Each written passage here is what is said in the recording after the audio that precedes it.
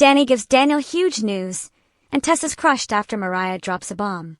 At society, Danny and Daniel share a laugh over dinner and discuss Lucy making new friends.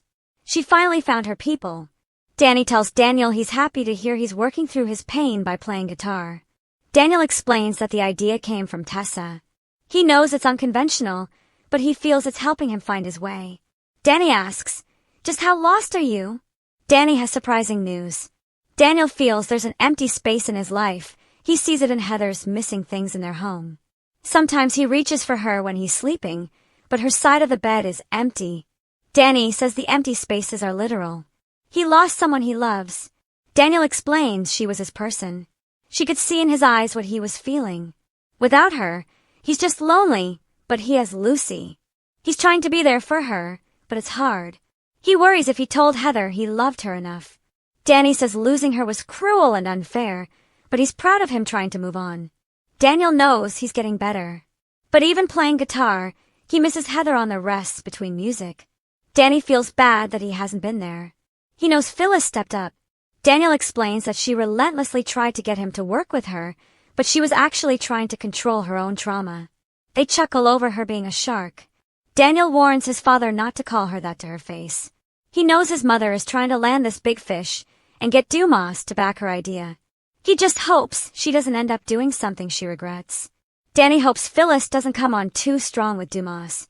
He asks if she's okay after her ordeal with Sharon. Daniel decries what happened to her, but is trying to focus on his own healing. They joke a bit, and then Danny assures Daniel that he'll get through this. He thinks a lot of Tessa, who is quite a musician. "You two have quite a connection. You're just friends, right?" Daniel assures his father that his relationship with Tessa is platonic. They talk about finding solace in writing and playing music. Daniel tells Danny he feels like he has no idea what's going on with him. Are he and Christine okay? Danny says they're better than okay. "I think that we have it figured out this time around." In fact, it's one of the reasons he came back to talk to Daniel. "How would you feel if I asked her to marry me?" Daniel's surprised by this news. They haven't been back together for that long. Danny knows she's his person. What they have together is so right. Daniel won't tell him to wait. Danny teases that he'll need to break the news to his mom. They toast and chuckle. Mariah summons Tessa.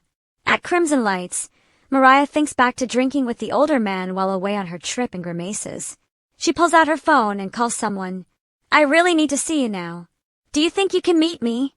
As she sits and waits, Mariah flashes to laughing and drinking with the older man and to going in for a kiss with him. Just then, Tessa shows up. She sits, and they talk about Aria. Mariah looks miserable. Tessa notices she can't even look at her. She's hurt, but is trying to understand. Mariah says it's hard to be home where they built their family and lives together. She feels she doesn't deserve it. She doesn't deserve Tessa or Aria. Tessa says she does. She thanks her for reaching out and asks her not to run away. Mariah doesn't think there has ever been a more difficult time in her life. She hates herself for shutting her and Aria out. "I hate that I have done this to our family and to you." Tessa will never stop reaching for Mariah. "You're my star." She asks her to take her hand, but Mariah can't. She says, "And we can't keep doing this anymore." Tessa's dismayed to hear that Mariah can never tell her what happened on her trip. She tells her wife keeping it inside isn't healthy. She has to talk to someone. Mariah can't tell anyone, ever, what she has done. Tessa promises she'll forgive her. Mariah won't forgive herself ever. She did this, and she has to figure out how to live with it. But she won't put that on her or Aria. Tessa asks what she's saying. Mariah says it's best if they separate. Mariah apologizes for not preparing Tessa. It's not a decision she came to lightly.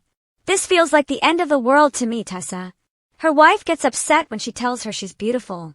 They argue as Mariah says they need time apart. Tessa is sure she can make Mariah trust her love for her if she'll just tell her what is going on. Why does she think she gets to make a choice like this? She won't let her leave her when she needs her most. Mariah says she's so sorry, but nothing Tessa says or does will change her mind about this. She knows she thinks their love is enough to get them through this nightmare she's caused, but nothing will fix this. It's only going to get worse. Mariah needs to figure out a way to fix this, if anything can. Doing it with her and Aria there will put them through hell. Tessa asks, "So you're just going to go away?" Mariah will have to live with this. She'll make a schedule to spend time with Aria and send it to her. Tessa gasps. So that's it. It's over. Mariah prays that it's not. She just needs space and time. Tessa sobs. Mariah knows she won't accept this, so she's going to go before she does more damage. Tessa pleads with her to tell her what happened. Mariah barks. I can't. I won't. She loves her so much, but she can't do this with her. She'll have to let her go. Tessa cries. Mariah, do you really think I don't know what you did?